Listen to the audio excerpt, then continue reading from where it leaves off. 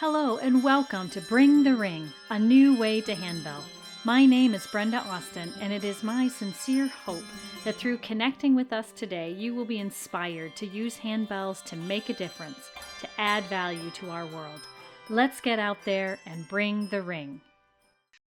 Hello, everyone, and welcome to Bring the Ring, a new way to handbell. We are going to talk about handbells and how we can use them to impact our world. I think that we need to reach out and to connect. We are starting off episode 1. Woohoo! I'm so excited with superstar composer Jason Krug. Jason is a prolific composer, an adored clinician, and he's better than you and me at a Rubik's Cube. Jason is going to talk to us today about his music, and stay tuned and you can learn how you can buy that. Jason, I'm guessing your world has changed quite a bit over the last few months. No, I'm the only person for who things haven't changed. Yes, I mean, in terms of just even in terms of family life, in terms of, focus on what's important, in just even in terms of what I'm composing now. Yeah, I mean, everything is completely different than, you know as well as I do. I mean, it's completely different in pretty much every conceivable way than it was 6 months ago. Mm-hmm. What are you working on right now? Um, Basically, I am doing nothing except writing 8 bell and 12 bell pieces with the odd solo thrown in with the continued need for social distancing, with groups not able to share equipment, share bells and everything.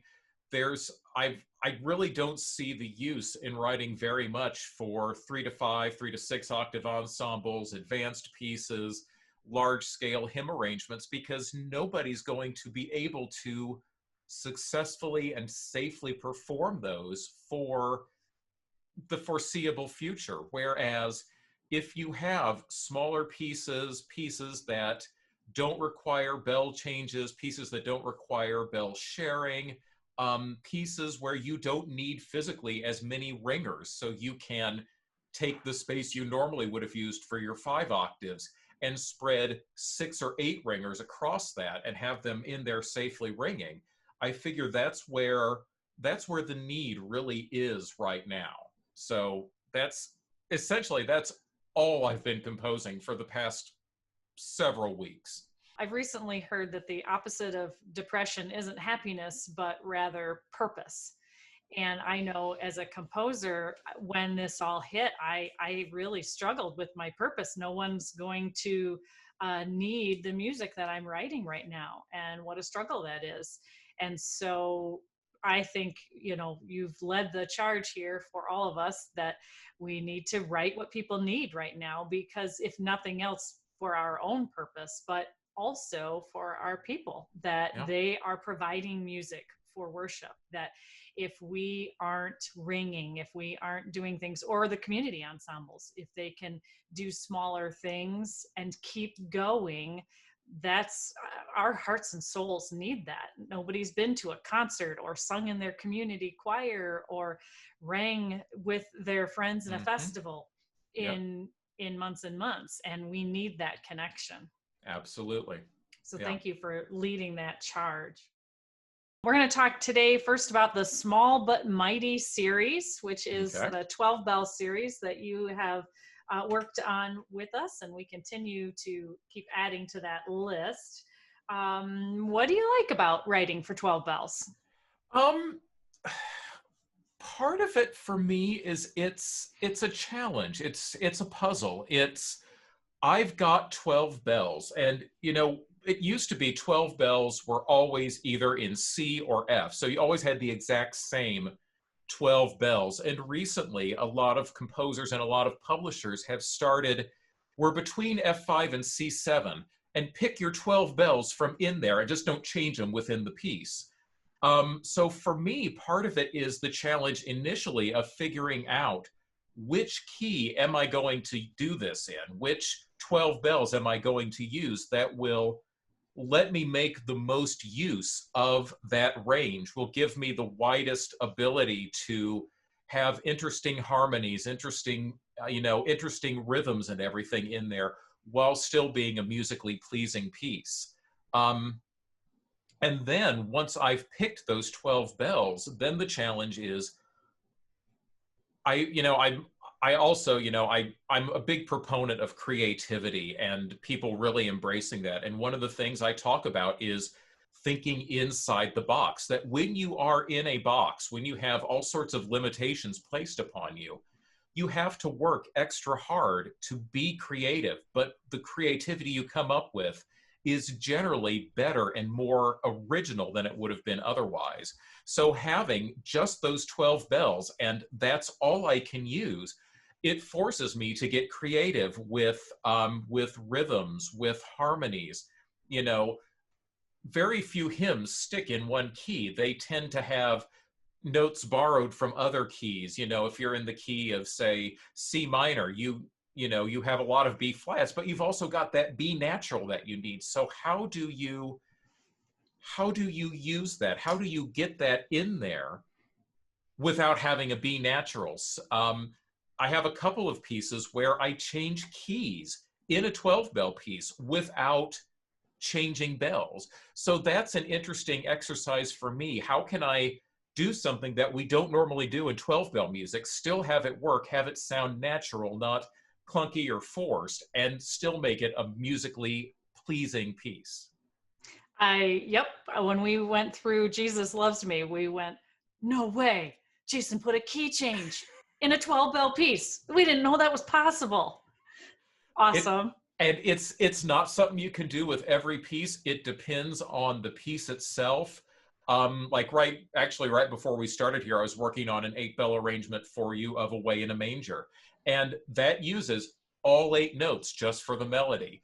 But with Jesus Loves Me, there are just a couple of notes that aren't used in the melody. Mm-hmm. So the fact that you don't have certain notes that are available to you when you change keys doesn't really matter, because the melody's not going to take advantage of that.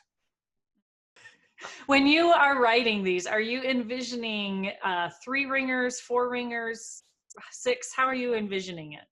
You know, generally when I'm writing for this small of a number of bells, I'm really not envisioning a particular number of ringers. I know back when I, was a church music director, my wife and sister and I, we would routinely 4-in-hand 12 bells and do them as a trio. So that's sort of what I instinctively gravitate towards. But in general, when I'm writing them, I'm really not thinking about how many are going to be ringing, and I'm thinking more, what can I do to make this a musically satisfying piece? To some extent, that is trying to make sure that everybody gets an ample opportunity to play. A lot of times, like one of the first pieces I did for 12 bells that had not in F major, someone had asked me, why isn't there a 12 bell arrangement of Carol of the Bells? And I said, well, when you get that Mary, Mary, Mary, and you need those extra sharps that aren't in, it really doesn't work. And so that's what led me to experiment with this. And it's I'm sorry, it's not for Hope. It's for one of the other publishers. That's okay.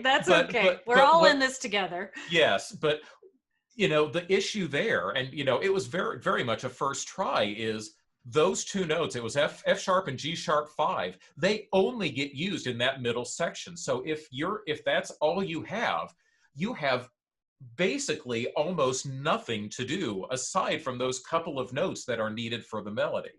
So trying to do that as little as possible, trying to make sure that no matter what positions you're ringing, whether you just have F and G5 or they're part of a 4-in-hand setup, whatever, that they are playing a decent amount to where you actually feel needed and utilized, but mainly that the entire piece is musically satisfying. To me, it doesn't matter how many people are playing it if the piece isn't musically satisfying, if it's just something to do to fill the time in this church live stream. no one's going to want to play it. So for me, it's always primarily about making it interesting, making it fun to ring, making it musically satisfying. Well, I'm certainly excited to have Small But Mighty series by Jason Krug out with us. And we're going to listen to one. This is Lord of the Dance, which is one of the pieces from the volume 1. So here we go.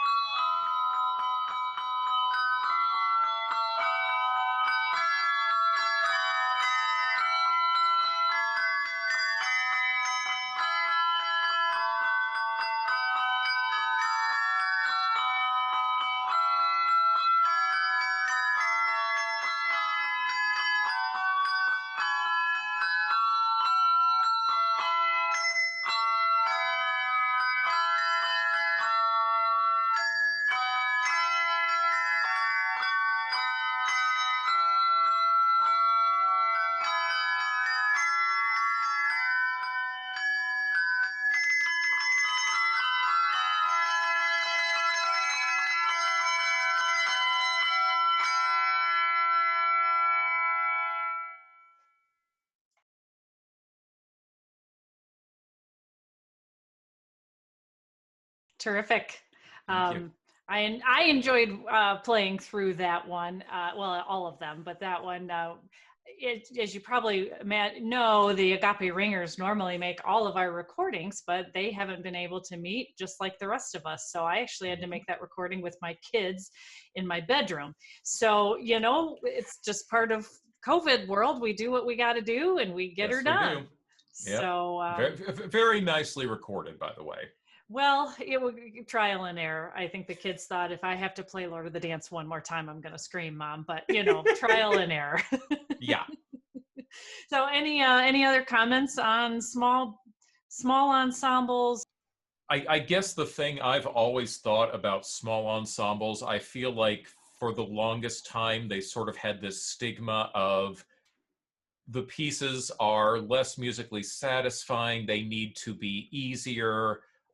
They need to be less challenging, less intricate. And, you know, I hope that collections like this show that just because you don't have as many bells, as many ringers, there's no reason that the piece can't still be challenging, exciting, complete, musically satisfying.